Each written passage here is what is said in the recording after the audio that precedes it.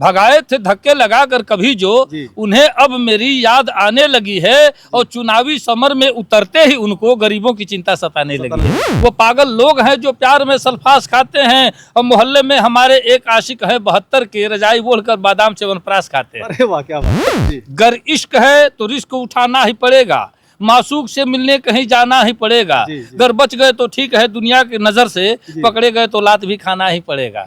हसीनों की गलियों में जाओ मियाँ, पर चिल्लाओ नहीं लात खाने से पहले। नमस्कार, मैं हूं कमलेश और आप देख रहे हैं आधुनिक भारत। साथियों, इस समय हम बलिया जिला के नगरा में हैं और नगरा में एक बड़े ही सुप्रसिद्ध कवि जी हमारे साथ बादशाह प्रेमी जी हैं। और आज बड़े हम लोगों के लिए सौभाग्य की बात है कि ऐसे इतने महान कवि से मुलाकात हुआ। हम आप सभी को गुदगुदाने के लिए कुछ इनसे कविता सुनेंगे, इनसे कुछ बातें सुनेंगे। स्वागत है आपका हमारे चैनल में। देखिए, धन्यवाद करता हूँ, और दूसरी बात ये कि सबसे ज्यादा धन्यवाद करता हूँ हमारे वकील साहब का।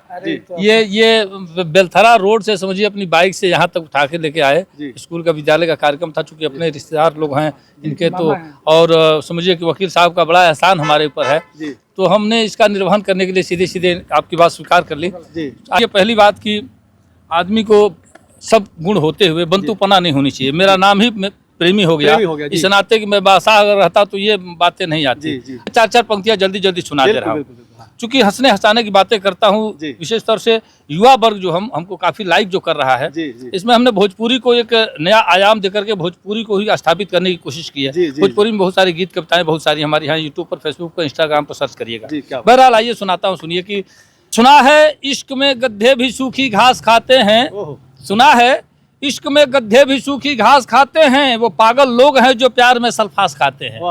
सुना है इश्क में गड्ढे भी सूखी घास खाते हैं, वो पागल लोग हैं जो प्यार में सल्फास खाते हैं, और मोहल्ले में हमारे एक आशिक है 72 के, रजाई ओढ़कर बादाम च्यवनप्राश खाते हैं। अरे वाह, क्या बात है। और चार पंक्ति और सुन लीजिए। गर इश्क है तो रिस्क उठाना ही पड़ेगा, मासूक से मिलने कहीं जाना ही पड़ेगा। अगर बच गए तो ठीक है दुनिया की नजर से, पकड़े गए तो लात भी खाना ही पड़ेगा। क्या बात है। एंटी रोमियो लगा दिया है जोगी बाबा ने। और चार पंक्तियां और सुना रहा हूँ कि मुसीबत में खुद को फंसाने से पहले, न छीको कभी मुंह बाने से पहले, हसीनों की गलियों में जाओ मियाँ, पर चिल्लाओ नहीं लात खाने से पहले।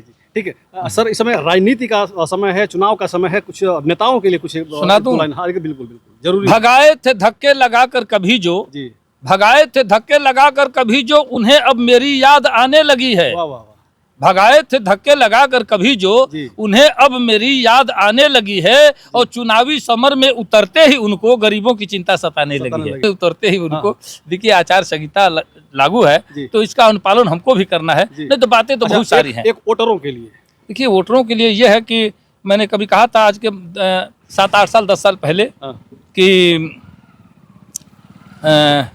वोट पर तब भोपा लेके गवई गवई धावे ले, नेताजी इंसाफ करे में अव्वल नंबर आवे। लेकिन बहुत सारी कविताएं हमारी बड़ी विवादित हो गई थी, तो इस नाते हमने अब कुछ कहना छोड़ दिया है। फिलहाल वोटरों से निवेदन यही करता हूं कि इसमें ना तो किसी जातिगत समीकरण में आदमी फंसे, ना किसी धार्मिक उन्माद में फंसे, और ऐसे नेता का चुनाव करें जो आपका सर्वांगीण विकास करता हो, आपके सुख दुख की बात सोचता हो, आपके सर्वजन सुखाय की भावना जिसके अंदर हो, जो रास्ते की बात सोचे, जो शिक्षा की बात सोचे, जो सामाजिक समरसता की बात सोचे, ऐसे नेता का चुनाव करें। चूंकि आजकल लोग अंगूठा तो भले लग रहा है, लेकिन अंगूठा टेक लोग नहीं है, सब लोग सुशिक्षित हुए हैं, और सबके अंदर ये भावना है कि हम हमारे समाज का, हमारे युवाओं का कल्याण हो। इस नाते मैं सबका आह्वान करता हूं कि वोट तो करें ही करें, निश्चित तौर से करें। महादान मतदान होता है, समझिए 100 दान के बराबर एक मतदान होता है, तो सब लोग मतदान करें और अच्छे नेता का चुनाव करके मतदान करें, ताकि उनसे हमारे समाज का विकास हो और सब लोग आगे बढ़ें, सब लोग ठीक ठाक से रहें। इसी के साथ बहुत बहुत धन्यवाद आप लोगों का भी करता हूँ, क्षमा चाहता हूँ। फिर कभी मिलता हूँ तो घंटों आप लोगों के बीच में समय दूंगा। बहुत बहुत शुक्रिया, बहुत बहुत धन्यवाद। ठीक ठीक, बहुत बहुत धन्यवाद। तो ये थे देवरिया के रहने वाले बड़े शानदार कवि, महान कवि, और आज ये बलिया नगरा में आए हुए थे। आज इनका कविता आप सभी को कैसी लगी कमेंट करके बताने का प्रयास करिएगा। अगर हमारे फेसबुक पेज पर फॉलो करिएगा, यूट्यूब पर सब्सक्राइब करिएगा। जय हिंद, जय भारत।